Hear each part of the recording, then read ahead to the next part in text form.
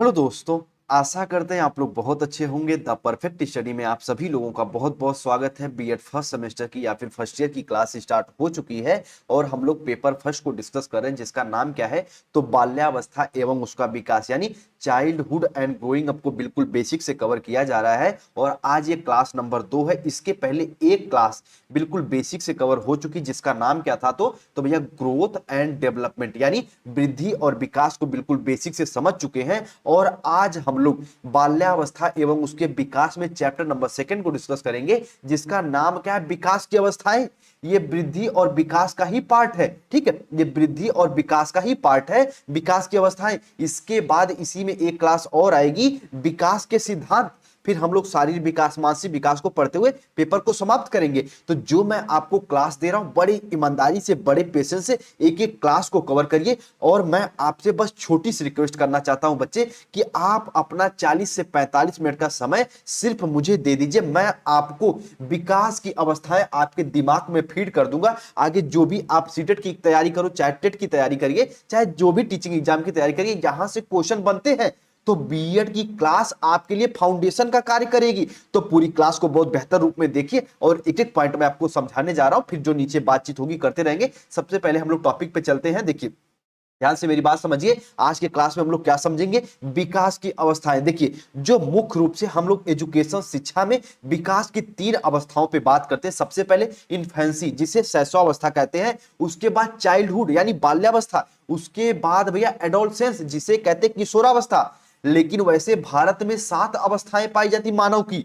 अभी मैं सबको बताऊंगा हार्लाक मनोविज्ञान ने कितने मनोवैज्ञानिक ने कितनी अवस्थाओं को बांटा था, उसकी भी बात करेंगे। तो बस आपसे छोटी सी रिक्वेस्ट है कि वेरी वेरी इंपॉर्टेंट ये क्लास है, तो पूरी क्लास को बड़े थम के बहुत पेशेंस से देखिएगा। मैं आपका एक एक डाउट दूर करने का पूरा प्रयास करूंगा, ठीक है। आइए सबसे पहले क्लास में चलते। उसके पहले यदि आप वीर बहादुर सिंह पूर्वांचल यूनिवर्सिटी से बीएड कर रहे हैं बच्चे, तो ये क्लास आपके सिलेबस के अकॉर्डिंग है। उसके साथ साथ आप किसी अन्य यूनिवर्सिटी से भी बीएड कर रहे हैं और आपके पेपर का नाम है आपके बीएड में चाइल्डहुड एंड ग्रोइंग अप, तो आप पूरी क्लास को बेहतर रूप में देख सकते हैं, समझ सकते हैं, ठीक है। आइए सबसे पहले हम लोग बात करते हैं विकास की अवस्थाओं के बारे में। तो मेरी बात बहुत ध्यान समझना, पहले नोट पॉइंट समझिए। देखिए, चाहे दुनिया का कोई प्राणी हो, चाहे कोई इंग्लैंड का हो, चाहे कोई भारत का हो, चाहे कोई अफगानिस्तान का हो, चाहे नेपाल का, दुनिया का कोई प्राणी हो, जन्म से लेके मृत्यु तक विकास की कई अवस्थाओं से गुजरता है। कहोगे सर जी बात तो सही है, चाहे कोई अपने प्यारे भारत का हो,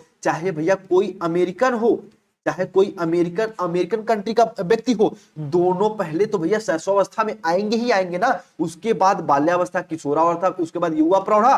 तो दुनिया का कोई प्राणी हो, विकास की कई अवस्थाओं से गुजरता ही है। और उन अवस्थाओं में उसका मानसिक, भाषाई, संवेगात्मक, सामाजिक, चारित्रिक विकास निरंतर होता ही रहता है।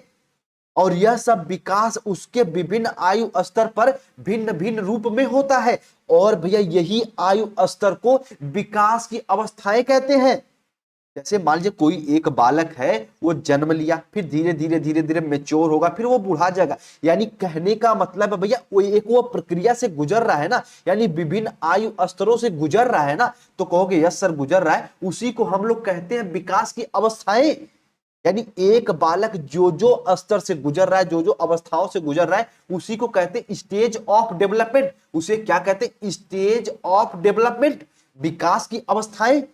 कहोगे सर इतना समझ में, आगे बढ़िए। देखिए मेरी बात ध्यान समझिए, आपका एक भी कंफ्यूजन नहीं बचेगा। उसके बाद मैं पहले बता दूं बच्चे, बीएड में आपको कितनी प्रैक्टिकल फाइल बनानी, कैसे टीचिंग लगती है, कैसे आपका एग्जामिनेशन फॉर्म भरा जाता है, माइग्रेशन किसको लगता है किसको नहीं लगता है, सारी बातें बताया जाएगा द परफेक्ट स्टडी पे। लेकिन थोड़ा थम के जब मैं क्लास पढ़ाता हूं तो सिर्फ मैं यही आपसे उम्मीद करता हूं कि आप लोग क्लास पे फोकस करेंगे। बाद में मैं एक डाउट क्लास लेके आता हूं संडे वनडे को, उसमें हम लोग आपके कमेंट को, जो भी आपके कुछ क्वेरीज वगैरह रहती है, मैं उसको सॉल्व करने का प्रयास करता हूं। लेकिन अभी सिर्फ क्लास पे फोकस करिए। मैं अपना पूरा 100% दे रहा हूं ईमानदारी के साथ। तो आप भी सिर्फ शांति से क्लास को देखिए और सुनिए। देखिए, जो भिन्न भिन्न मनोवैज्ञानिक हुए, वो मानव विकास की भिन्न भिन्न अवस्थाओं को बताए।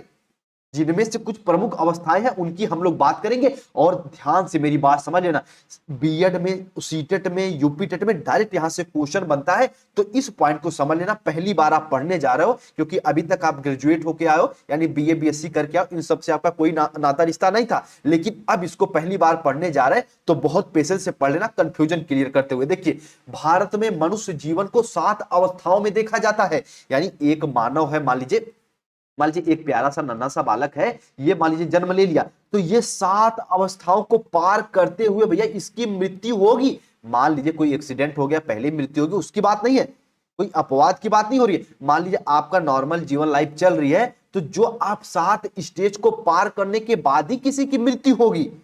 ठीक, तो आइए, मनुष्य भारत में मनुष्य को कितनी अवस्थाओं में विभाजित किया जाता है मुख्य रूप से? तो भैया 7 अवस्थाओं में। ठीक है, सबसे पहले गर्भावस्था। और गर्भावस्था का पीरियड यानी समय कितना होता है? तो गर्भधारण से लेके जन्म तक, यानी मम्मी के पेट में जब एक बालक गर्भ धारण करता है, उससे जन्म तक की अवस्था को क्या कहते हैं? तो तुरंत आपका जवाब आना चाहिए, उसे गर्भावस्था कहते हैं सर। ठीक, आइए, उसके बाद सेकेंड स्टेज क्या है? शैशवावस्था। सर शैशवावस्था का अवधि कितना होती है? तो जैसे जन्म हो गया, तो जन्म से लेके 5 वर्ष तक। इसी एक मनोवैज्ञानिक हुए हरलाख साहब, देखो यहाँ पे हरलाख है ना, ये इसको 2 वर्ष मानते, कंफ्यूज नहीं होना, अभी मैं बताऊंगा। शैशवावस्था जो इन्फेंसी है, इसका काल कितने का होता है, समय अवधि कितना होता है? तो जन्म से लेके 5 वर्ष। भारत के मनोवैज्ञानिकों और भारत में मनुष्य की अवस्थाओं को यही बताया गया है। उसके बाद चाइल्डहुड, 5 वर्ष से लेके 12 वर्ष तक। और भैया किशोरावस्था, एडोलसेंस, 12 वर्ष से लेके 18 वर्ष तक। युवावस्था यानी 18 से लेके 25, प्रौढ़ा 25 से लेके 55, और वृद्धा 55 से लेके मृत्यु तक। और आप बताइए इसमें से कि आपकी स्टेज कौन सी है, यानी आप किस स्टेज में है, ये मैं आपके ऊपर छोड़ रहा हूं। ठीक, आइए, ये भारत में 7 अवस्थाएं थी। अब हम लोग जहां से आपके एग्जाम में क्वेश्चन बनता है कि भैया विकास की अवस्थाओं को बताइए, तो वो है हरलाख साहब। और हरलाख साहब विकास की अवस्थाएं कितनी बताए? सबसे पहले गर्भावस्था, जन्म से पूर्व, यानी जन्म से पहले आप जब तक, एक तरीके से कह सकते हैं जब तक आप गर्भ धारण किए रहे हैं, पूरे पूरे एक तरीके से पीरियड को क्या कहा जाता है? तो गर्भावस्था, यानी जन्म लेने के पूर्व की अवस्था को क्या कहते हैं? गर्भावस्था कहते हैं। और अब देखो, इन्होंने शैशवावस्था को 2 भागों में बांट दिया। अब आपकी एग्जाम में देखो, थोड़ा सा मैं सीटेट को टच कर लेता हूं, तो सीटेट में डायरेक्ट अगर पूछ दे कि भैया प्रारंभिक शैशवावस्था कितनी है, तो जन्म से लेके 2 वर्ष। यूपी टेट में कई बार पूछ चुका है, एमपी टेट में कई बार पूछ चुका है कि प्रारंभिक शैशवावस्था, तो जन्म से लेके 2 वर्ष। अगर सिर्फ इतना पूछे कि शैशवावस्था की अवधि कितनी है, तो आप तुरंत कहोगे जन्म से लेके 2 वर्ष। लेकिन प्रारंभिक शैशवावस्था, तो जन्म से लेके 14 वर्ष तक। उत्तर यानी एक तरीके से पोस्ट इन्फेंसी, तो सर ये हो जाएगा आपका 14 से लेके 2 वर्ष तक, यानी 14 दिन से लेके 2 वर्ष तक। और बाल्यावस्था, चाइल्डहुड, 2 से लेके 11 वर्ष। और भैया अर्ली एडोलसेंस, 11 से लेके 13 वर्ष तक। और भैया किशोरावस्था जो होता है, वो होता है मुख्य रूप से 13 से लेके 17 वर्ष तक।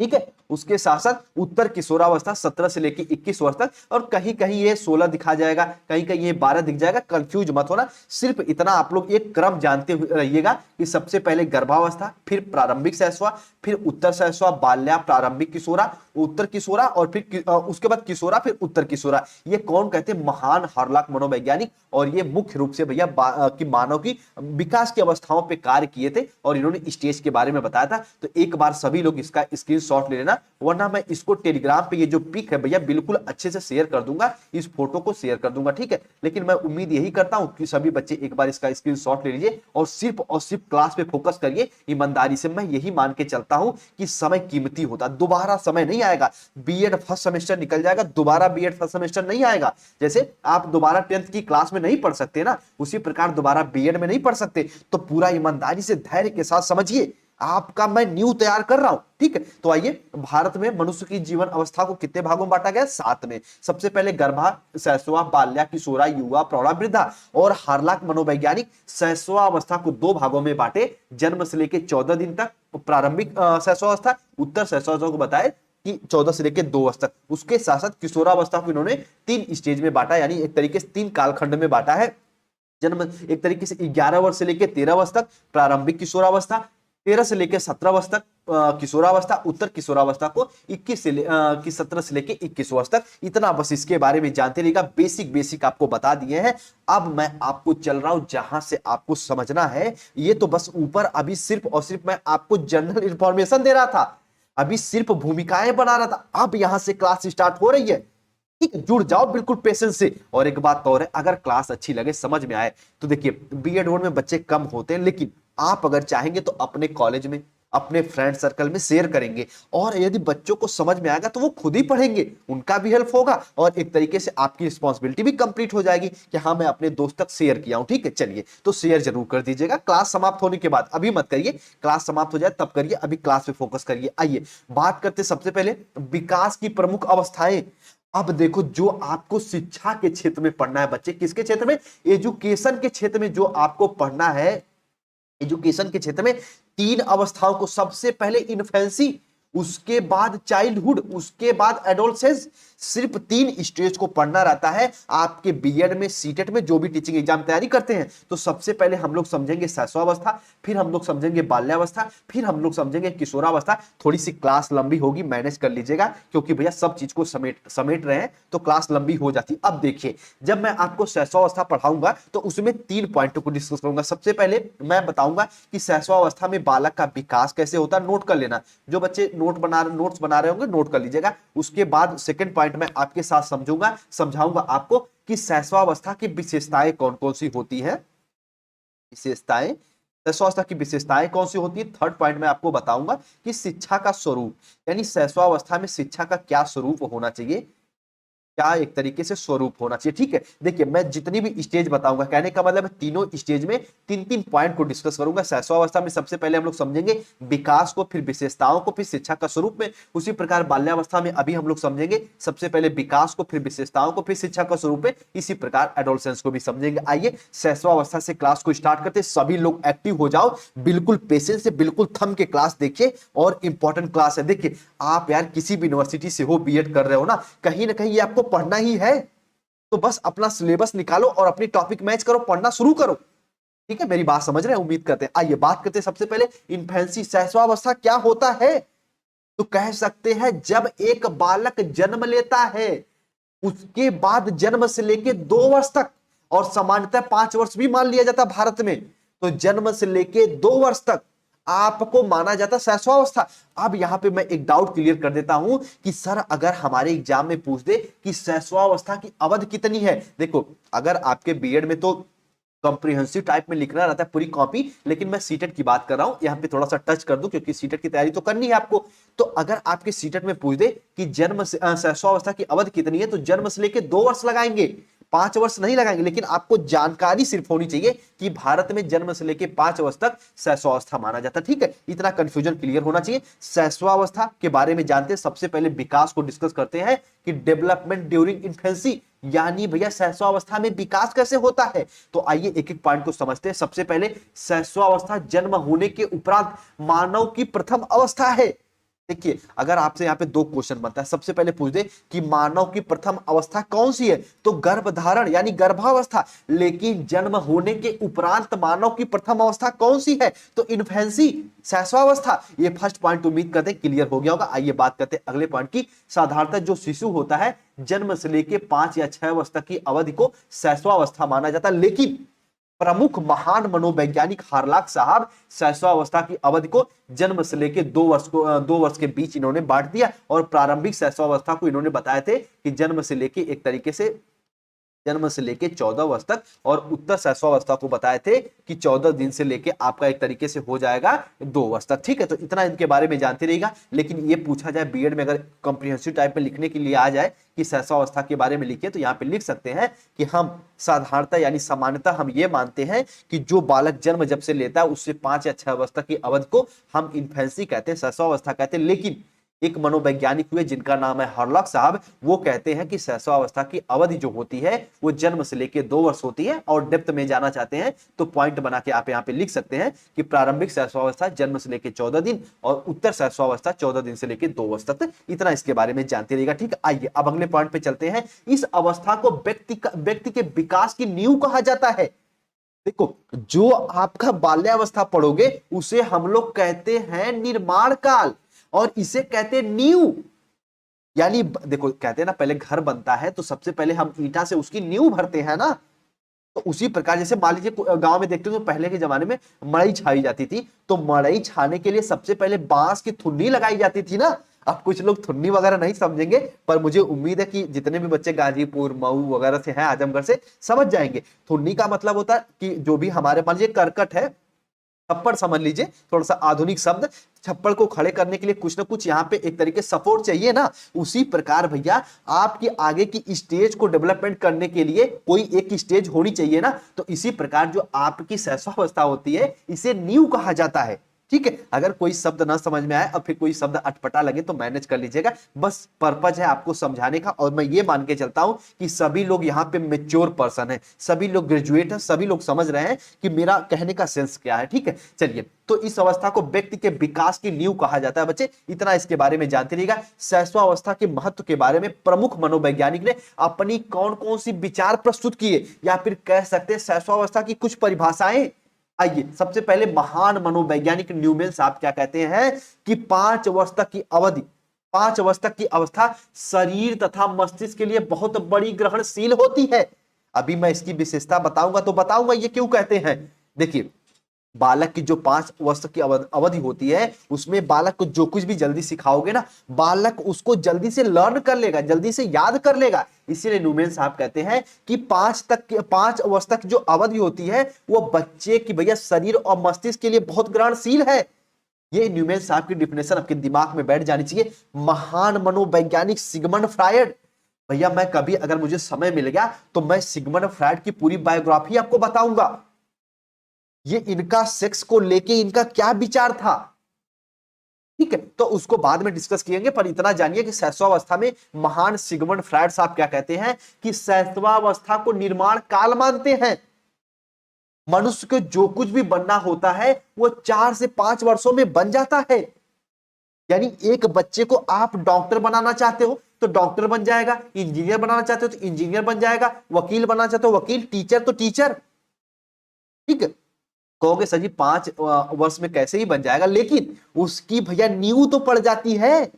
उस प्रकार से उसको आप एजुकेट करने लगते हो। राजनेता बनाना चाहते हो तो उस प्रकार से लोगों से घुलना मिलना प्रारंभ करवा देते हो। तो यही सिगमंड फ्रायड की डिफिनेशन है शैशवावस्था को लेके। अगर आपके एग्जाम में पूछ दे या फिर कि शैशवावस्था को परिभाषित करिए तो सीधे सीधे सिगमंड फ्रायड की डिफिनेशन को छाप देना और लिख देना कि शैशवावस्था को निर्माण काल मानते हैं सिगमंड फ्रायड साहब। मनुष्य को जो कुछ भी बनना रहता है वो 4 से 5 वर्षों में बन जाता है। ठीक है, वेरी वेरी इंपॉर्टेंट डिफिनेशन है, अपने दिलो दिमाग में बैठा लीजिएगा। आइए बात करते हैं अगले पॉइंट की, एडलर साहब क्या कहते हैं शैशवावस्था के बारे में। देखिए, ये आपकी बीएड की क्लास है बच्चे। कुछ बच्चे तो थम के पढ़ते हैं, पर कुछ बच्चे सोचते हैं कि सर 10 मिनट में ही पूरा पढ़ा दे। बच्चे ये मुमकिन नहीं। ये मैं आपकी न्यू तैयार कर रहा हूं। सीटेट वगैरह में जब आप तैयारी करते हो तो सब कुछ पढ़े पढ़ाए रहते हो, आप जल्दी जल्दी लर्न कर लेते हो, लेकिन यहाँ पे आपकी न्यू तैयार हो रही है बीएड के द्वारा। साइकोलॉजी आप पढ़ना प्रारंभ कर रहे हो, मनोविज्ञान। तो मैं यही उम्मीद करता हूं कि एक एक पॉइंट टच करूं, ताकि आपको ये ना फील हो बाद में कभी कि अरे हिमांशु सर तो मुझे ये नहीं पढ़ाए। तो भैया यूट्यूब पे सारी क्लास में देने वाला हूं, एक एक पॉइंट को समझाऊंगा, बस पेशेंस के साथ आप पढ़िए निश्चिंत होकर। ठीक है, एडलर मनोवैज्ञानिक क्या कहते हैं शैशवावस्था के बारे में, आइए समझते हैं कि बालक के जन्म के कुछ ही माह बाद निश्चित किया जा सकता है कि जीवन में उसका स्थान क्या है। देखिए, जितने भी मनोवैज्ञानिक है ना, सबकी डिफिनेशन कुछ ना कुछ मिलती जुलती रहेगी। एडलर साहब कह देते हैं भैया कि आप मुझे एक बालक दे दो और मैं जीवन में उसका स्थान निश्चित कर दूंगा। बालक को चोर बनाना मैं चोर बना दूंगा, बालक को पुलिस बनाना मैं पुलिस बना दूंगा, इंजीनियर तो इंजीनियर, राजनेता तो राजनेता, डाकू तो डाकू बना दूंगा, जो बोलो। क्योंकि बालक जो होता है एक भैया प्रारंभिक अवस्था में जो उसका सीखने की क्षमता बहुत तीव्र होती है, जिस दिशा में मोड़ दोगे उस दिशा में मुड़ जाएगा। ठीक है, तो ये एडलर साहब की डिफिनेशन आपके दिलो दिमाग में होनी चाहिए। स्ट्रैंग साहब इसके बारे में क्या कहते हैं, आइए समझते हैं कि देखिए, जीवन के प्रथम 2 वर्षों में बालक अपने भावी जीवन का शिलान्यास करता है। यद्यपि किसी आयु में उसमें परिवर्तन हो सकता है, परंतु उसकी प्रवृत्तियां सदैव समान रहती हैं। सदैव प्रतिमान, सदैव बनी की बनी रहती है। कहोगे सर प्रवृत्तियां क्या होती? अब मैं समझाने जा रहा हूं, देखो मेरी बात समझना। जब आगे मैं आपको एक तरीके से पढ़ाऊंगा संवेग, क्या मैं आपको पढ़ाऊंगा संवेग बच्चे, तो उसमें एक महान मनोवैज्ञानिक मैकडूगल साहब को पढ़ाऊंगा, और मैकडूगल साहब ने 14 संवेगों के बारे में बताया था। तो जो एक होता संवेग में, एक होता मूल प्रवृत्तियां। तो जो मूल प्रवृत्तियां होती वो कभी नष्ट नहीं होती। जैसे भोजन की तलाश करना, यह है मूल प्रवृत्तियां। लेकिन भूख लगना, यह है संवेग।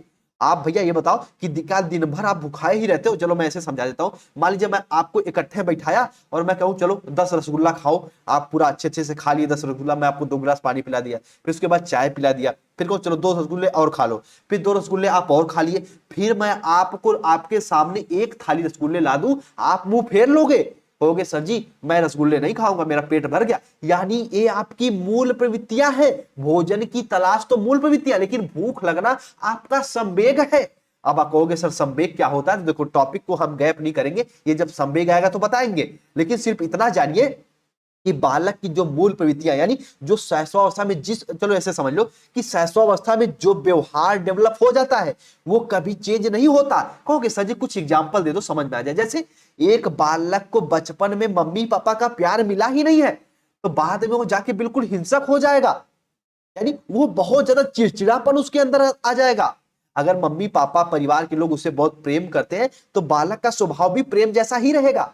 लेकिन भैया अगर उसे बचपन में बहुत ज्यादा मारपीट पड़ी हो, प्यार दुलार मिला ही ना हो, तो वो उसका बालक का जो आगे की स्टेज में जाएगा तो वो चिड़चिड़ापन उनके अंतर्गत रहेगा, यानी उसका प्रतिमान सदैव समान रहेगा। यही कहते हैं स्टैंड साहब, वेरी वेरी इंपॉर्टेंट डिफिनेशन है, आपके दिलो दिमाग में घर कर जानी चाहिए। आइए बात करते हैं गुडेनफ साहब क्या कहते हैं इसके बारे में। व्यक्ति का जितना मानसिक विकास होता है उसका आधा 3 वर्ष की आयु में ही हो जाता है।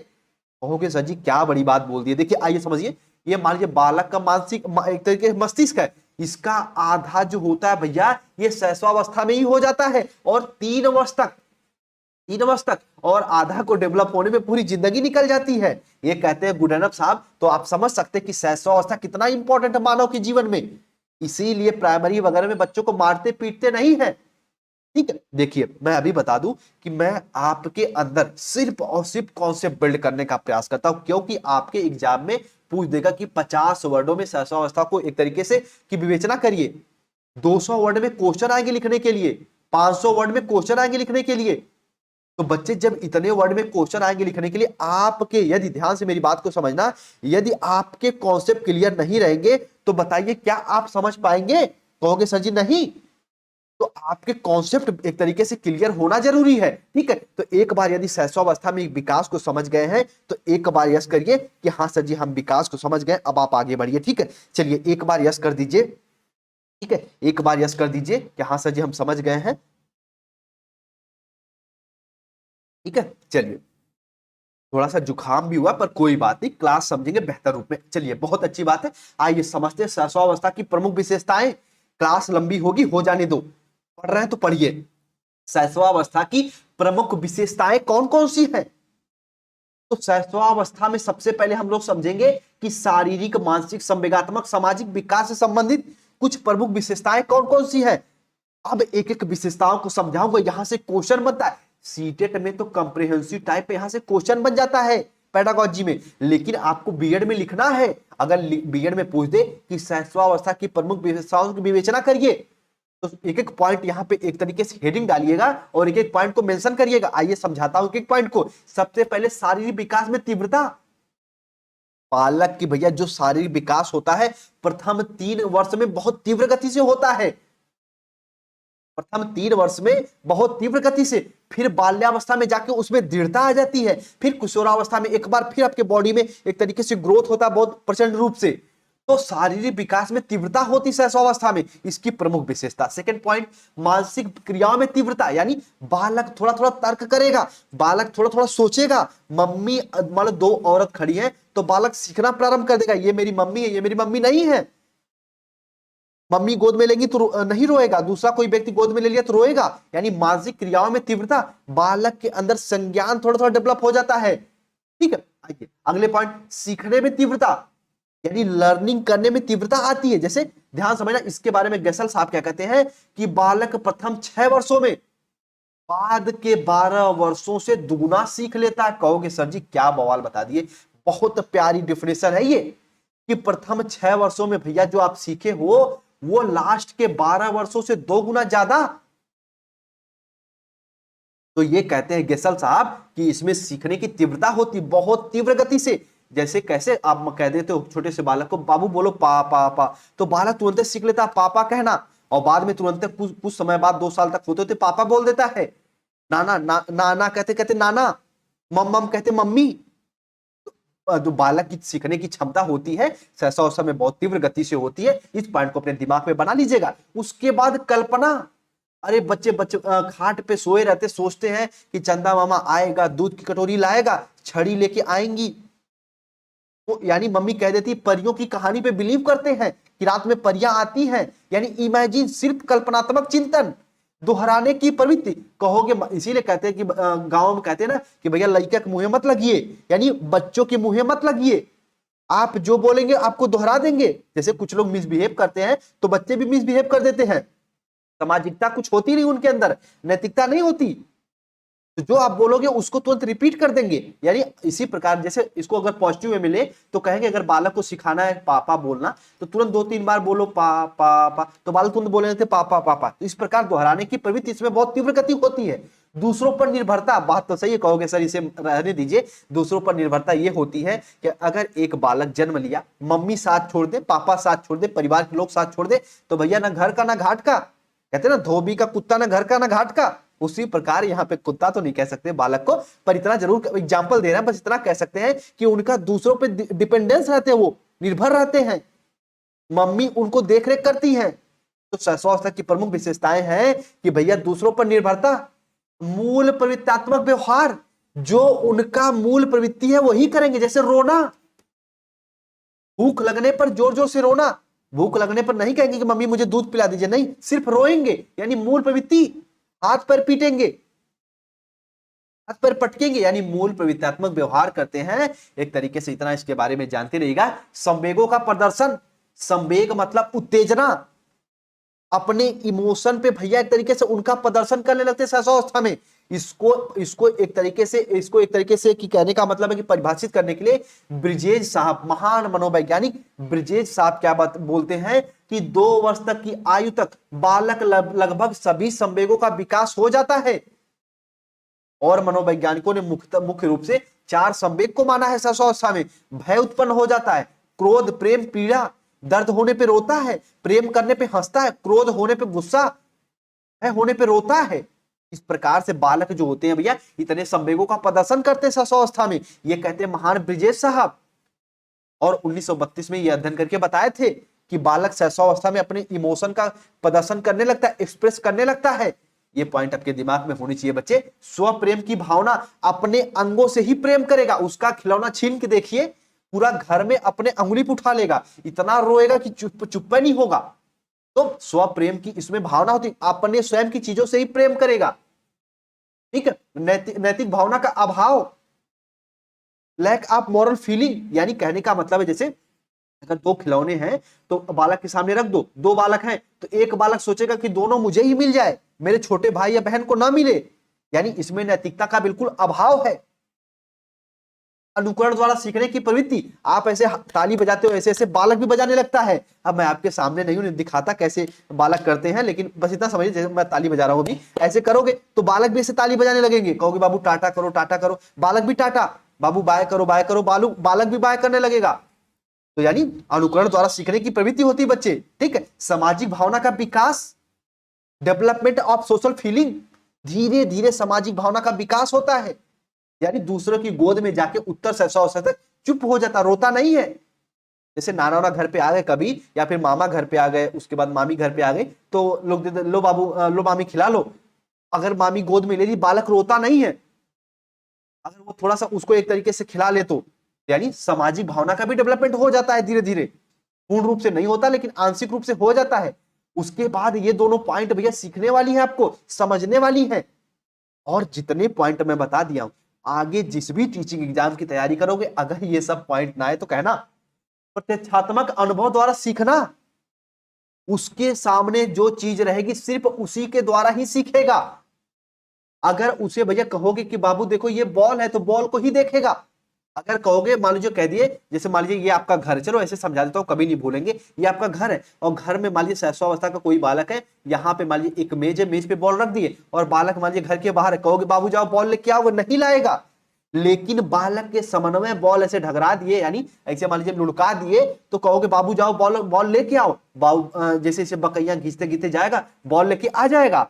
यानी प्रत्यक्षात्मक अनुभव द्वारा सीखेगा वो, उसके सामने जो चीजें सिर्फ उसी के बारे में वो ज्ञान अर्जन करेगा। ठीक है, ये इसकी कुछ विशेषताएं हैं। दूसरे शिशुओं के प्रति रुचि, स्कीनर, स्कीनर को मैं पढ़ाऊंगा जब आपको psychology of learning and teaching पढ़ाऊंगा तो बताऊंगा। स्कीनर ने चूहा भी एक तरीके से कबूतर पे कैसे प्रयोग किए थे, सक्रिय अनुबंधन का सिद्धांत दिए थे ये। तो स्कीनर साहब क्या कहते हैं शैशवावस्था के बारे में कि भैया बालक 1 वर्ष पूरा होने से पूर्व ही अपने साथी में रुचि व्यक्त करने लगता है। यानी अगर दो बालक हैं तो दोनों मिलके सीखते हैं, दोनों मिलके खेलना प्रारंभ कर देते हैं, झगड़ा करते, मारपीट, बाल नोचने लगते हैं एक दूसरे का, यानी दूसरे शिशुओं के प्रति रुचि, इंटरेस्ट दिखाई देने लगता है उनका।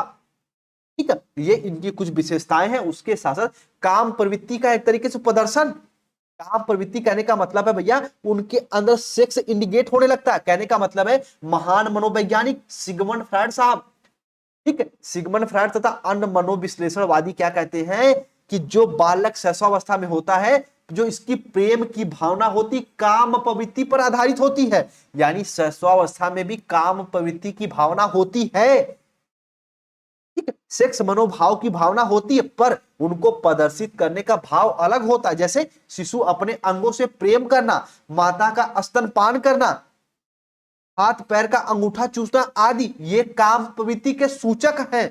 ये कहते हैं महान सिगमंड फ्रायड साहब, वियना के सिगमंड फ्रायड साहब कहते हैं तो ये काम प्रवृत्ति के बारे में। ठीक है, आइए ये इतना समझ लिए। अभी हम लोग 2 पॉइंट को समझे इतनी क्लास में, एक शैशवावस्था की विशेषताएं, शैशवावस्था का एक तरीके से में विकास कैसा होता है। अब हम लोग समझेंगे कि शैशवावस्था में शिक्षा का स्वरूप, वेरी वेरी इंपॉर्टेंट पॉइंट है, इसको अपने दिलो दिमाग में बैठा लीजिएगा कि शैशवावस्था में शिक्षा का स्वरूप क्या होता है। तो ध्यान समझना, शिक्षा की दृष्टि से जो मानव जीवन में शैशव काल है, यानी जो शैशव काल है बहुत ही महत्व रखता है। और वेलेंटाइन, ठीक है, वेलेंटाइन मनोवैज्ञानिक हुए, ये वो वाले वेलेंटाइन नहीं है जो मनाया जाता है, ये है वेलेंटाइन साहब। ये क्या कहते हैं शैशवावस्था को कि ये सीखने का आदर्श काल है, आइडियल पीरियड ऑफ लर्निंग। यानी सीखने का आदर्श काल किसने बोला था? वेलेंटाइन साहब ने। किसको बोला था? शैशवावस्था को। बालक इसमें जो चाहो वो सिखा सकते हो, बिल्कुल खाली कागज है वो। ठीक है, इतना इसके बारे में जानते रहेगा। वाटसन साहब ने भी अपने विचार व्यक्त किए। ये क्या कहते हैं जेबी वाटसन साहब, शैशवावस्था में सीखने की सीमा और तीव्रता विकास की किसी और अवस्था की तुलना में बहुत अधिक तीव्र होती है। यानी आप बाल्यावस्था की तुलना कर लो, किशोरावस्था की तुलना कर लो, उससे ज्यादा शैशवावस्था में सीखने की क्षमता होती है। अब देखिए शैशवावस्था को सीखने के लिए हम लोग कुछ इंपॉर्टेंट बातों को समझेंगे। यानी शैशवावस्था में शिक्षा के परिप्रेक्ष्य में निम्नलिखित बातों को ध्यान में रखना आवश्यक है। सबसे पहले कि जब बालक को शैशवावस्था में शिक्षा दे रहे हो, एजुकेशन दे रहे हो, तो कौन कौन सा आपको बातें ध्यान में रखना चाहिए। सबसे पहले स्नेहपूर्ण व्यवहार, बालक को मारो पीटो बिल्कुल भी नहीं। जब आप पढ़ोगे एनसीएफ 2005 तो पढ़ोगे लर्निंग विदाउट बर्डन, बिना बोझ के शिक्षा। यानी बालक के साथ स्नेहपूर्ण व्यवहार करिए, मारिए पीटिए मत। जिज्ञासा की संतुष्टि, देखो बालक जो होते हैं कि शैशवावस्था में सिर्फ अपने माता पिता से पूछते क्या जैसे प्रश्न करते हैं, लेकिन बाल्यावस्था में जब जाते हैं तो वो क्यों जैसा प्रश्न करने लगते हैं। जैसे एग्जांपल के तौर पे हम कह सकते हैं कि शैशवावस्था में एक बालक है, रेलवे स्टेशन पे चला गया, पापा से पूछेगा पापा ये ट्रेन क्या है, पापा ऊपर पंखा देखेगा, पापा वो क्या है, चिड़िया देखेगा, पापा वो क्या है। यानी वो सिर्फ और सिर्फ आपसे क्या जैसे प्रश्न करेगा। लेकिन जैसे बाल्यावस्था में जाएगा पूछेगा पापा ट्रेन क्यों चल रही है, पापा वो पंखा क्यों नाच रहा है, इस प्रकार से वो प्रश्न करता है। तो जो भी वो क्वेश्चन पूछ रहा है उसकी जिज्ञासा की संतुष्टि करिए। ये इसके शिक्षा का स्वरूप है। वास्तविकता का ज्ञान, बालक पता है कि बालक कल्पनाशील होता है, तो उसे भैया एक तरीके से जो रियलिटी वाले नॉलेज है उनको दीजिए, वास्तविकता का ज्ञान कराइए। उसके बाद व्यक्तिगत स्वच्छता की शिक्षा, यानी अपने बॉडी पार्ट को कैसे बाबू सुरक्षित करें, कैसे नाखून वगैरह काट ले, तो व्यक्तिगत स्वच्छता की शिक्षा। पालन पोषण पर अधिक ध्यान दीजिए, क्योंकि बालक को अगर बोन वगैरह का जो दृढ़ता आती है वो धीरे धीरे स्टार्ट हो जाती है, तो उसके पालन पोषण का भी ध्यान रखिए। आत्मनिर्भरता का विकास कराइए, सेल्फ डिपेंडेंसी उसके अंदर डेवलप करिए ताकि बालक स्वयं अपना क्रियाकलाप कर पाए। सामाजिक भावना का विकास, घर में दूसरे लोग आ गए तुरंत हाथ पैर गोड़ रखे, नमस्कार करे, प्रणाम करे, जय हिंद बोले, तो सामाजिक भावना का विकास भी कराइए। क्रिया तथा खेल द्वारा शिक्षा, बालक को भैया खेल खेल द्वारा सिखाइए। मैं आपको जब आप सेकंड सेमेस्टर में जाएंगे तो मैं पढ़ाऊंगा शिक्षण विधि, उसमें मैं पढ़ाऊंगा मॉन्टेसरी शिक्षण विधि, किंडरगार्टन, और उसमें यह मैं बताऊंगा कि बालक को जब भी सिखाइए तो खेल क्रिया द्वारा सिखाइए प्रारंभिक अवस्था में। तो बालक को क्रियाकलाप जो कराइए, खेल वगैरह शिक्षा जो दीजिए वो भैया खेल द्वारा, लर्निंग बाय डूइंग, करके कोई सीखे। एनसीईआरटी इसी पे जोर भी देता है, लर्निंग बाय डूइंग, करके सीखो। ठीक है, ये पॉइंट जानते रहिएगा। मानसिक क्रियाओं के औसत थोड़ा बहुत उनमें एक तरीके से सोचने के लिए प्रेरित भी करिए। व्यक्तिगत विभिन्नता पर ध्यान, आप सबको पता है कि जो दो बालक होते हुए एक जैसे नहीं होते, मानसिक स्तर एक जैसा नहीं होता, तो उनके व्यक्तिगत विभिन्नता पर ध्यान दीजिए। संवेगात्मक सुरक्षा, उन्हें बहुत ज्यादा डराइए मत, बहुत ज्यादा भयभीत मत करिए कि तुम गृह कार्य नहीं करके आओगे तुम्हें मारेंगे पीटेंगे, तुम्हें दोपहर में धूप में खड़ा कर देंगे। नहीं, ये सब गलत बात है। बालक डर जाएगा, बालक क्लास में आने से भयभीत होगा, तो उन्हें संवेगात्मक सुरक्षा भी दीजिए, इमोशनल सिक्योरिटी दीजिए। ये पूरा रहा आपका एक तरीके से बच्चे क्या, तो पूरा ये रहा आपका सहसवा अवस्था खत्म हो रहा है यहाँ से। उम्मीद करते हैं पूरे पॉइंट को समझे होंगे इतने अब तक क्लास में। वेरी वेरी इंपॉर्टेंट पॉइंट थी। अब हम लोग समझेंगे बाल्यावस्था को, एक बार आप यस कर दीजिए, उसके बाद जो कि क्लास स्टार्ट हो रही है हम लोग समझेंगे चाइल्डहुड को। ठीक है, एक बार यस कर दीजिए। जितने भी बच्चे हैं बस थम के पढ़िए, मेरा यही पर्पज रहता है कि थम के पढ़ाए। ठीक है, और ऑनलाइन की दुनिया में जो बीएड के बच्चे इतना प्यार देते हैं इसीलिए, क्योंकि मैं एक एक पॉइंट यहाँ पे मिस नहीं करता हूँ। ठीक है, तो बताइए कि इतने पॉइंट समझ गए, तो एक बार यस करिए। बहुत अच्छी, मैं थोड़ा सा पानी पीता हूँ। ठीक है, चलिए अब हम लोग समझेंगे बाल्यावस्था क्या होता है, चाइल्डहुड। इसमें हम लोग सबसे पहले विकास को समझेंगे। ठीक है, चलिए आइए क्लास को शुरू करते हैं बच्चे, बिल्कुल बेसिक से बिल्कुल थम के अच्छे समझिए। और एक बात और, मैं अभी आपको अपना ये कॉन्टेक्ट नंबर भी दे देता हूँ, देखिए 9005587371। कभी भी बीएड से रिलेटेड कोई भी डाउट लगे, कभी भी कोई भी कंफ्यूजन लगे, आप लोग इस पे भैया तुरंत व्हाट्सएप पे मैसेज कर सकते हो। मुझे एज ए अपना टीचर, एज ए अपना बड़ा भाई मान के, एज ए दोस्त मान के आप कांटेक्ट कर सकते हो, पूछ सकते हो, कुछ भी डाउट है। ठीक है, तो मैं आपको बिल्कुल सही गाइड करूंगा, कभी भी आपको परेशान नहीं होना। ये समझिए बीएड आपको हंसते हंसते मैं आपका कंप्लीट कराऊंगा विथ अच्छे परसेंटेज के साथ। ठीक है, आइए बात करते हैं हम लोग सबसे पहले चाइल्डहुड के बारे में, यानी बाल्यावस्था। ठीक है, तो बाल्यावस्था के बारे में बात करेंगे तो आप सबको पता है कि शैशवावस्था के बाद तुरंत जो स्टेज आरंभ हो जाती है उसे कहते हैं बाल्यावस्था, यानी उसे कहते हैं चाइल्डहुड। ठीक है, आइए मनोवैज्ञानिकों के अनुसार जो बाल्यावस्था होता है इसका जो काल होता है निर्माणकाली काल होता है, यानी जो शैशवा था वो न्यू था और ये निर्माणकारी काल है। इसमें बालक का निर्माण होता है। जैसे मान लीजिए आपको ये मान लीजिए मकान बनाना है, तो सबसे पहले आप नींव भर दिए, तो ये तो हो गया आपका शैशवावस्था। फिर आप इस पे भवन बना रहे हो बहुत अच्छा सा, तो वो है आपका बाल्यावस्था। फिर भवन पे जो डिजाइन वगैरह कर रहे हो वो है किशोरावस्था। ठीक है, बाद में जो डिजाइन का जो मिट उठ गया फिर उसे रंगाई पुताई कर रहे हो वो है आपका युवावस्था। फिर बाद में घर गिर गया वो है आपकी मृत्यु। ये पॉइंट है, इतना समझते रहिएगा। आइए बात करते हैं कि मनोवैज्ञानिकों के अनुसार जो बाल्यावस्था है ये बालक का निर्माणकाली काल है, इसमें बालक का निर्माण होता है। और एक पॉइंट यहीं पे क्लियर कर दूं, जो आपका शैशवावस्था था ना बच्चे, इससे तुलना करो पहले। शैशवावस्था, इससे तुलना कर लो। शैशवावस्था में मैं आपको बताया हूं कि इसमें आपके मानसिक विकास में तीव्रता, शारीरिक विकास में तीव्रता, शारीरिक विकास बहुत तीव्र गति से डेवलप होगा। लेकिन बाल्यावस्था में जो विकास हुआ है ना उसमें दृढ़ता आ जाएगी। जैसे आप बड़े तो हो गए लेकिन अभी चल नहीं पा रहे हो, तो बाल्यावस्था के प्रारंभिक में धीरे धीरे चलना प्रारंभ कर दोगे। 2 वर्ष के बाद धीरे धीरे खड़े होके कुर्सी के सहारे चलना, यानी आपके हाथ पैर में दृढ़ता आएगी। इसीलिए इसे कहते हैं निर्माणकारी काल। ठीक, आइए अब बात करते हैं अगले पॉइंट की। इस अवस्था में बालक व्यक्तिगत, सामाजिक, शिक्षा संबंधी बहुत सी आदतों के व्यवहार जो रुचियां होती है, इच्छाओं का प्रतिरूप निर्माण डेवलप कर लेता है। यानी प्रतिरूप कहने का मतलब है किसके साथ कौन सा व्यवहार करना है, हमें किसके साथ व्यक्तिगत रिश्ते रखने हैं, किसके साथ सामाजिक रिश्ते, किसके साथ शिक्षा संबंधी रिश्ते, इन सब आदतों, व्यवहार, रुचियों का, इच्छाओं का डेवलपमेंट कर लेता है चाइल्डहुड में। और जो इच्छाएं डेवलप हो जाती हैं वो अस्थाई रहती हैं, वो चेंज नहीं होती आसानी से।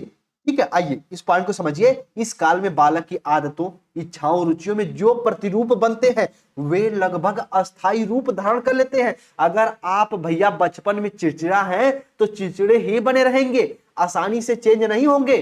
चेंज तो होंगे लेकिन आसानी से नहीं होंगे, वो आपकी मूल प्रवृत्तियां हो जाएंगी, उन्हें सफलतापूर्वक रूपांतरित नहीं किया जा सकता। ये पॉइंट इंपॉर्टेंट है, अपने दिमाग में बैठा लीजिएगा। सामान्यतः बाल्यावस्था में मानव जीवन के लगभग 6 वर्ष से लेकर 12 वर्ष आयु के बीच का वह काल है जिसमें बालक के जीवन में अस्थायित्व आने लगता है।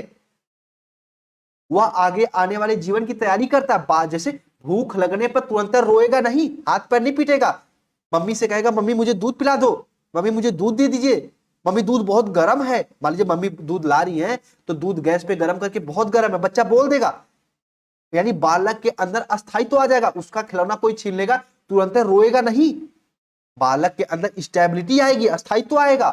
वेरी वेरी इंपॉर्टेंट पॉइंट है, आपके दिमाग में बैठ जाना चाहिए। ठीक है, आइए, बाल्यावस्था की यह आयु शिक्षा आरंभ करने का सबसे उपयुक्त माना जाता है। सबसे पहले जो शिक्षा का औपचारिक रूप से बालक शिक्षा ग्रहण करते हैं, फॉर्मली रूप से, तो बाल्यावस्था में ही।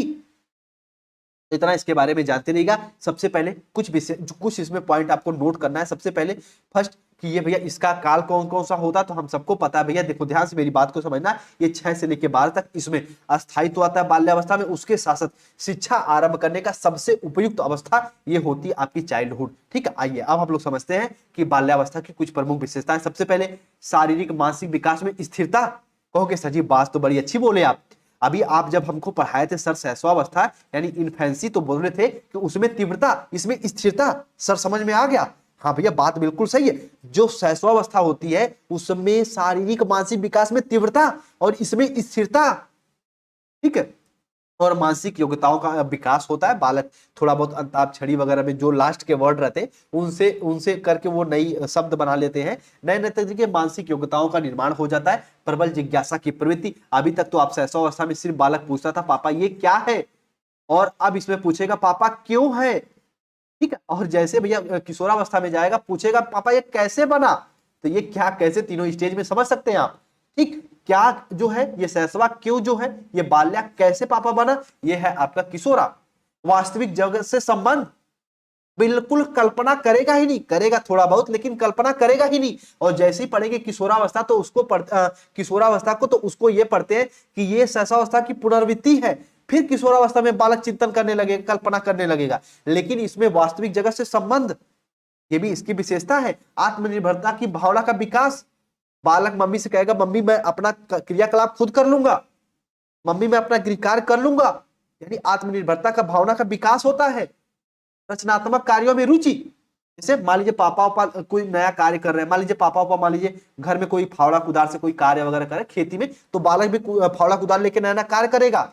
अभी लोग कहते हैं बाबू हट जाओ चोट लग जाएगी, यानी बालक की वो मूल प्रवृत्तियां हैं, लोग समझ नहीं पाते, लोग मार पीट देते, अरे ये परेशान कर रहा, परेशान नहीं कर रहा भैया, वो उसके अंदर ये रुचि है रचनात्मक कार्य करने की। एक संवेगों पर नियंत्रण, बार बार रोएगा नहीं, कंट्रोल, अपने इमोशन पे कंट्रोल करेगा। सामाजिक गुणों का विकास हो जाता है। सामूहिक सामूहिक की एक तरीके सामूहिक प्रवृत्ति की प्रबलता हो जाती है। बालक अपना फ्रेंड सर्कल बना लेता है।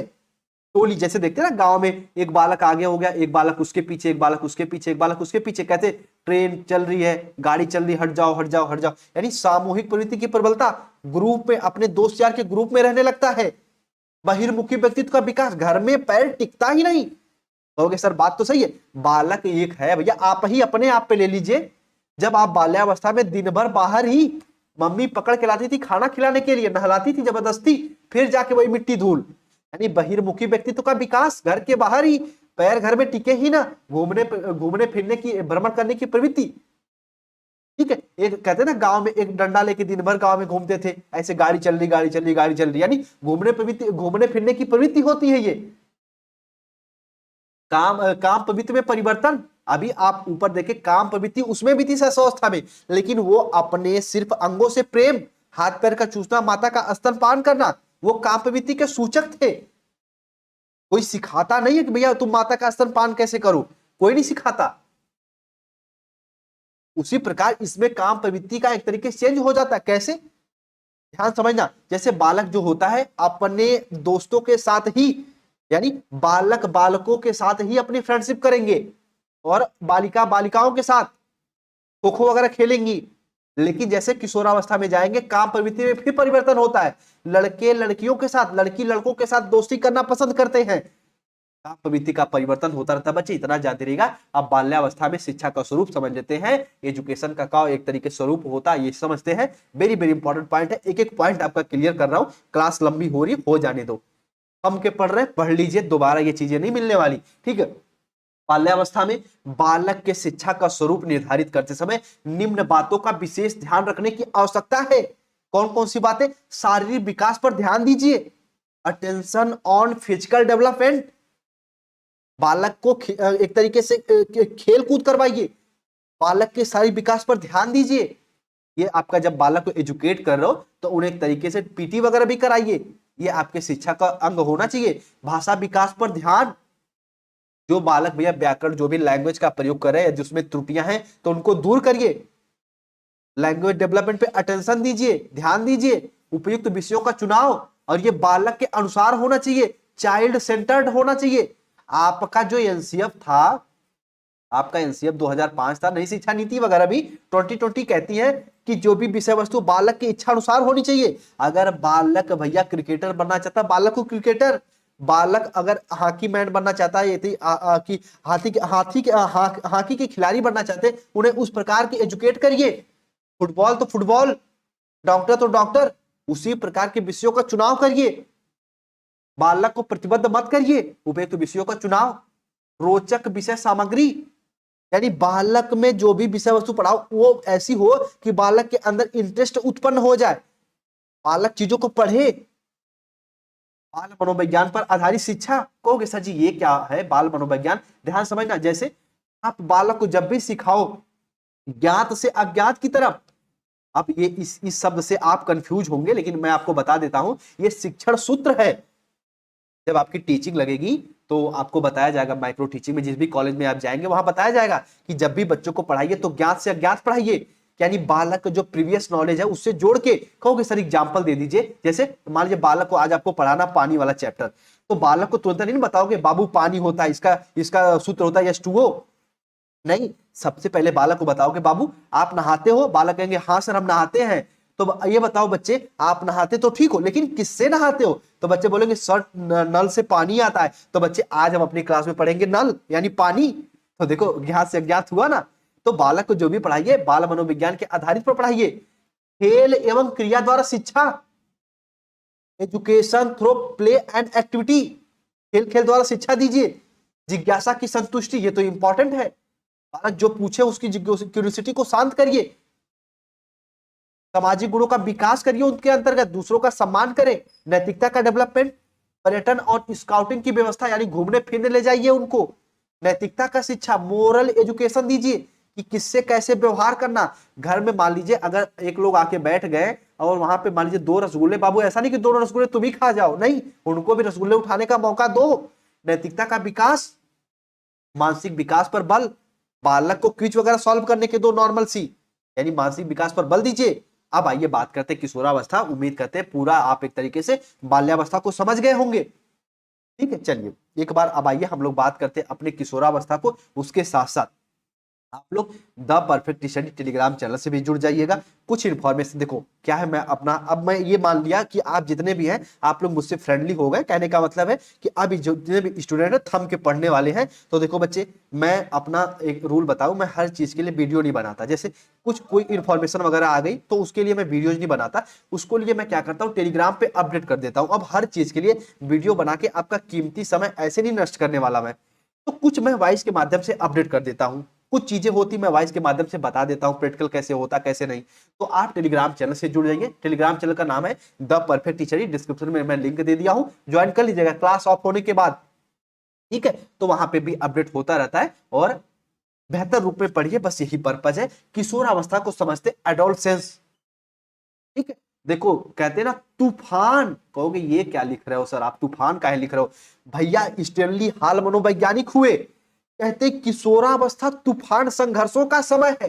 अरे आप अपना किशोरावस्था याद करिए, सभी लोग चलिए याद करिए, सभी लोग अपना किशोरावस्था याद करिए, 12 से 18 के बीच की एज याद करिए। देखते होंगे आपका दिमाग बिल्कुल संघर्षों से जूझ रहा होता है। जो आपके बाल्यावस्था होते वो आपको बड़े मानते नहीं, और जो आपके बड़े होते वो आपको छोटे नहीं मानते, आप मझधार में होते हैं। इसीलिए स्टैनली हॉल मनोवैज्ञानिक हुए, वो कहते हैं किशोरावस्था बड़े संघर्ष व तूफानों का समय है। ये समझते हैं बच्चे किशोरावस्था को, एडोलसेंस को भूमिका बन गई। अब समझते हैं कि एडोलसेंस में डेवलपमेंट कैसे होता है। तो सबसे पहले जो किशोरावस्था है, ये एडोलसेंस शब्द अंग्रेजी के एडोलसेंस से लिया गया, जो लैटिन भाषा के एडोलसियर से उत्पन्न हो, जिसका अर्थ होता है परिपक्वता की ओर बढ़ना।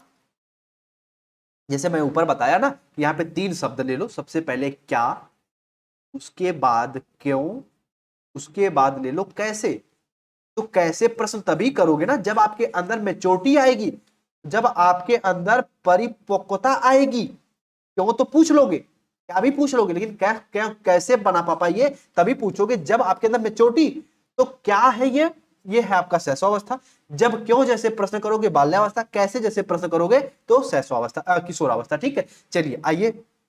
अतः किशोरावस्था वह अवस्था है जिसमें बालक परिपक्वता की ओर अग्रसर होता है तथा जिसकी समाप्ति पर परिपक्व व्यक्ति बन जाता है। कहते हैं कि भैया एक बात बताओ, जब आप देखते हैं 22 साल आपकी एज होती है, तो आप बिल्कुल सोचने की क्षमता आपकी बदल जाती है, किसी की हेल्प करने की क्षमता बदल जाती है, तुरंत आप किसी की हेल्प कर दोगे। अगर आपके सामने कोई भूखा है, आपके पास 2 रोटी है, तो 1 रोटी आप दे दोगे, यानी आप एक मेच्योर पर्सन बन जाओगे, मेच्योर व्यक्ति बन जाते हो। और इसकी अवधि कितनी होती है, तो प्रायः हम मान के चलते हैं 12 से 18।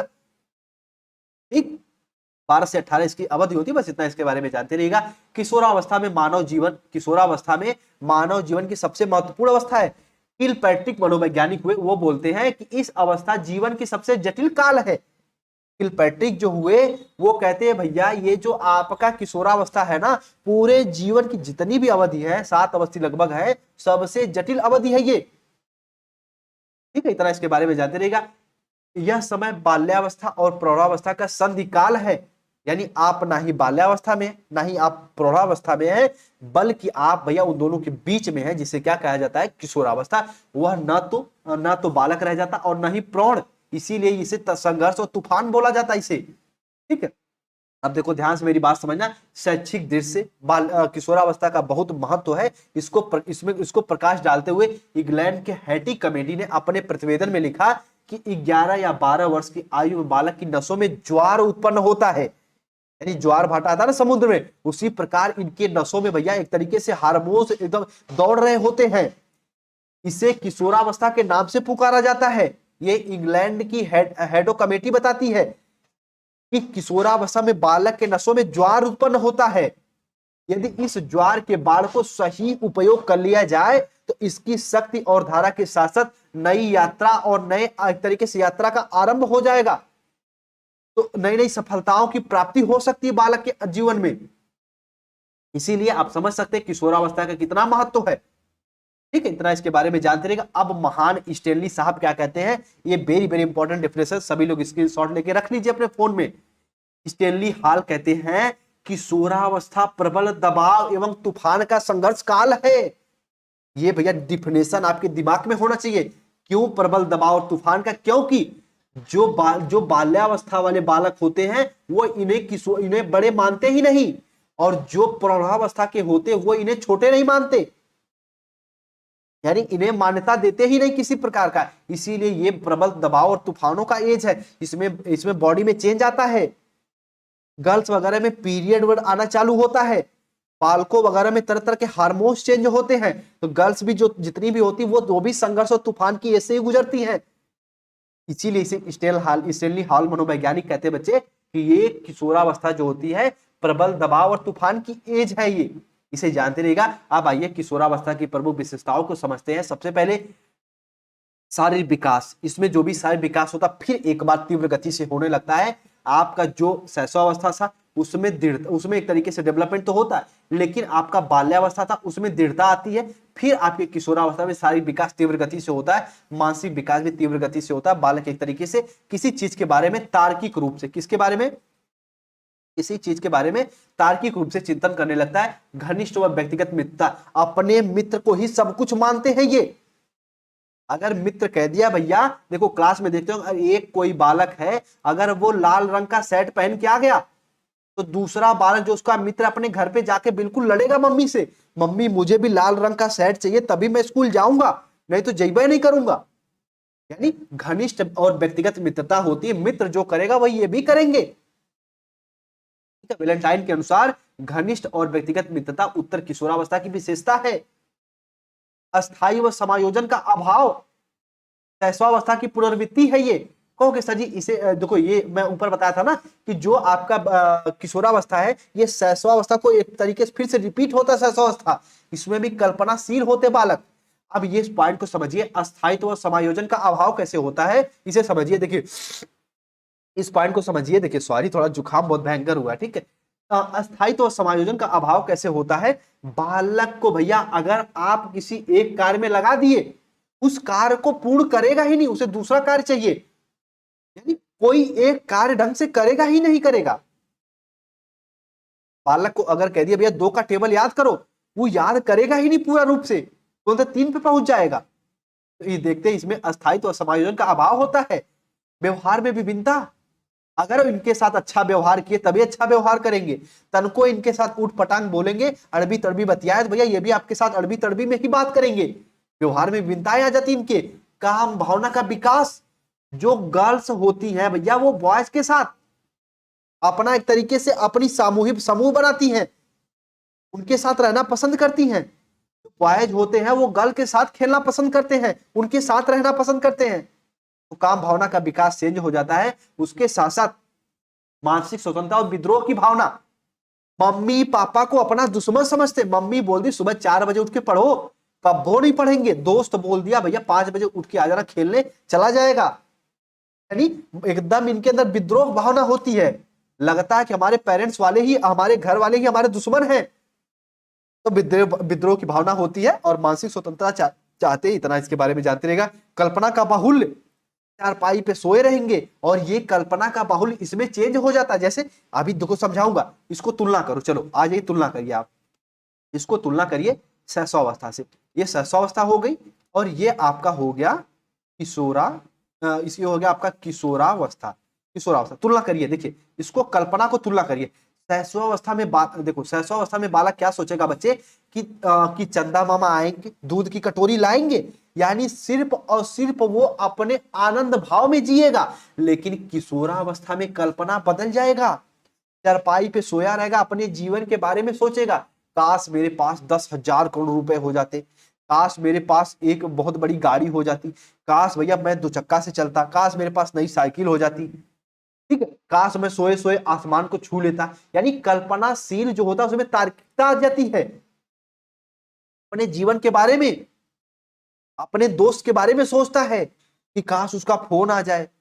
इस प्रकार से ये कल्पना का बाहुल्य होता है बच्चे इसमें, ठीक है। समूह को महत्व, मैं ऊपर यही बताया कि अपने फ्रेंड सर्कल में जो कार्य हो रहा वही यही भी करेंगे।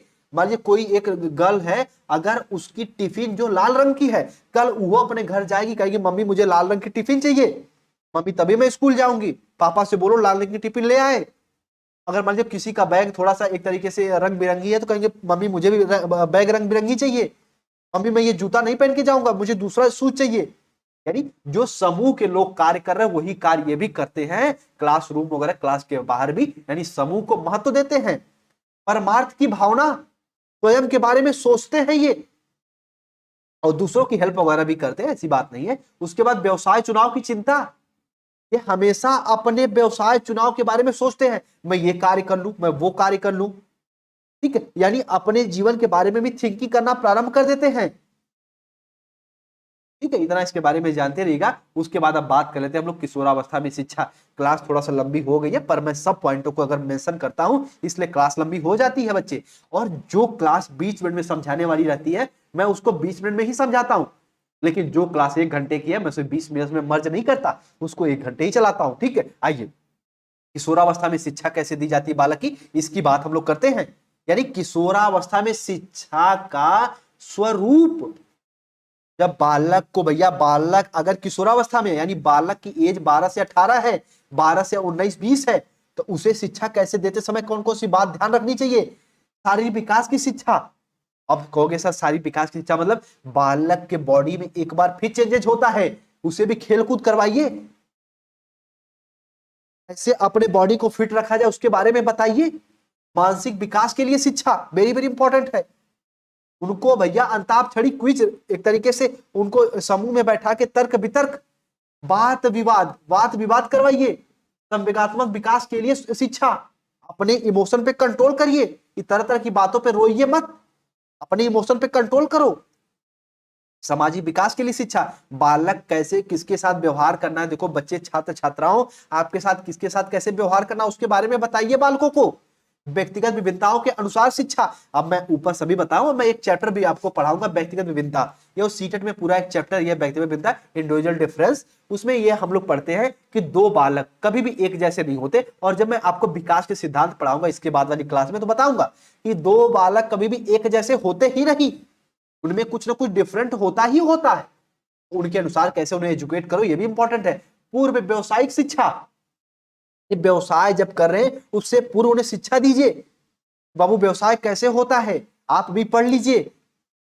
यौन यौन शिक्षा की व्यवस्था, ये तो इंपॉर्टेंट है, सभी लोग इंपॉर्टेंट इसको लगा लीजिए और अपने बीएड में इसको लिख दीजिएगा। इस पे पूरा कम से कम 5-6 लाइन बना के लिखेगा। यौन शिक्षा की व्यवस्था किसमें की जाती है? किशोरावस्था में। क्यों? क्योंकि बालक के अंदर, बालक बालिकाओं के अंदर हार्मोन, एक तरीके से हार्मोनल चेंज होते हैं, उनके हार्मोन्स में परिवर्तन आते हैं, लड़कियों के बॉडी में चेंजेस आते हैं लड़कों की अपेक्षा। तो उनको बताइए कि बच्चे, जो लड़कियां होती हैं वो कोई ऐसा नहीं कि एक तरीके से मोम का पुतला है, कोई लकड़ी का टुकड़ा नहीं, वो भी आपकी तरह ही जीती खाती है, आपकी तरह भी श्वास लेती हैं। यौन शिक्षा के बारे में बताइए कि कैसे मानव संबंध बनते हैं, कैसे एक तरीके से जीवन की प्रक्रिया को सुचारू रूप से चलाने के लिए जरूरी है बालक। व्हाट इज सेक्स, क्या है ये, इनको बताइए। सभी जानवर वगैरह भी करते एक एज के बाद, ताकि अपने प्रजाति को सुचारू रूप से बनाए रखे। तो बालक इसके प्रति सही दृष्टिकोण डेवलप कर लेगा और जो बाद में जाके तरह तरह की जो घटनाएं होती हैं उसमें कमी आएगी, बालक का मानसिक परिवर्तन होगा। धार्मिक व नैतिक विकास के लिए शिक्षा, धार्मिक कहने का मतलब है अपने देश के प्रति प्रेम, लोगों का सम्मान, नैतिकता, उसके लिए भी उसे एजुकेट करिए। शिक्षण शैली, टीचिंग मेथड, यानी ये अध्यापक के लिए है, ये टीचर के लिए है। तो स्टूडेंट जिस शिक्षण विधि को पसंद करता उसी हिसाब से पढ़ाइए, उनको मेजर कर लीजिए। सहानुभूतिपूर्ण व्यवहार, उन्हें भैया एक तरीके से सिंपैथी दीजिए। कोई गलती वगैरह कर दे तो डांटो मत, अरे तुम क्वेश्चन गलत करो पीछे बैठो, चलो गधे हो हट जाओ, तुम क्लास के बाहर जाओ, धूप पे जाओ, खड़े रहो, नहीं, सहानुभूतिपूर्ण व्यवहार करिए। अब अगला पॉइंट है भैया वेरी वेरी इंपॉर्टेंट, किशोर के महत्व की मान्यता। अगर वो कह रहे हैं कि मैं एक तरीके से भैया, मैं एक मान लीजिए कोई भी बात बोले ग्रुप में, तो उनके बातों को महत्व दीजिए। अगर उनकी बात गलत है तो उनकी गलत बात है तो उनको समझाइए। और महत्व कहने का मतलब है वो उनको ये आप मानिए कि वो अपने 12 से 18 एज में है, और आप सबको पता है कि इस एज में बच्चों के नसों में ज्वार उत्पन्न होता है, एक तरीके से उनके नसों में तूफान आता है, स्टेनली हाल, तूफान एवं संघर्ष का अवधि है ये। तो उनके मानिए कि भैया जो ये कर रहे हैं इनकी गलती नहीं है, इनकी एज की गलती है। इसीलिए गांव में बुजुर्ग वगैरह करते हैं ना, बाबू ये तुम नहीं हो, ये तुम्हारे एज की गलती है, समय के साथ सुधर जाओगे, इसीलिए लोग कहते हैं। तो ये बात यहाँ पे इंप्लीमेंट हो रही है। अब इसी के साथ पूरी क्लास ऑफ हो जाती है, ठीक है।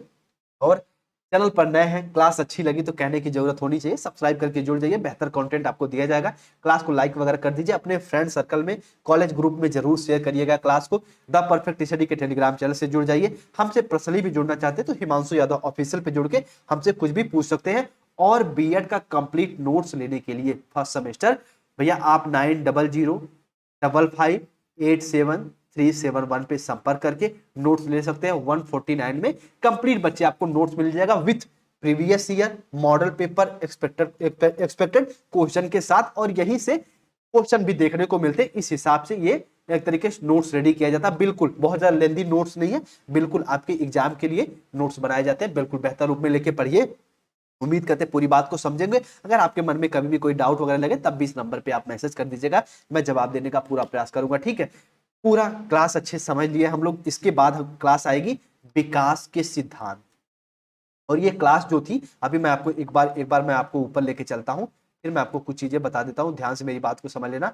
देखिए मेरी बात है आप समझिए, ये क्लास आपके पेपर फर्स्ट और पेपर थर्ड दोनों के लिए इंपॉर्टेंट थी, यानी psychology of learner, learning and teaching, अधिगमकर्ता का मनोविज्ञान, अधिगम और शिक्षण जो पेपर है उसके लिए भी क्लास इंपॉर्टेंट है। आप देखेंगे कुछ चीजें दोनों में मैच होती कहीं कहीं टॉपिकों में, तो वो एक तरीके से बस एक चीज करिएगा, बिलीव, बिलीव के साथ पढ़ते रहिए, जो क्लास देता जाओ उनको कवर करते रहिए, बिल्कुल सही अप्रोच के साथ क्लास है, आपका सब चीज कवर हो जाएगा, एग्जाम हाल से निकलेंगे पक्का मुस्कुराते हुए निकलेंगे, और द परफेक्ट स्टडी को और हिमांशु सर को तो थैंक यू बोलेंगे ही बोलेंगे कि सर जी यही एग्जाम में आया था, ये सारी चीजें लिख के आए। शैशवावस्था, किशोरावस्था, बाल्यावस्था को समझ लीजिए। मिलते हैं बच्चे हम लोग अपनी अगली क्लास में, किसी संडे वगैरह को आपके जितने भी डाउट वगैरह उनको भी दूर करने का हम प्रयास करेंगे। मिलते हैं हम लोग अपनी अगली क्लास में, सभी दोस्त यार अपना ख्याल रखिएगा, क्लास को अपने ग्रुप में जरूर शेयर करिएगा, बिल्कुल ईमानदारी के साथ, थोड़ा सा जुकाम हो गया था पर कोई बात नहीं। मिलते हैं हम लोग अपनी अगली क्लास में, सभी दोस्त यार को, भाई बहन को, जय हिंद जय भारत।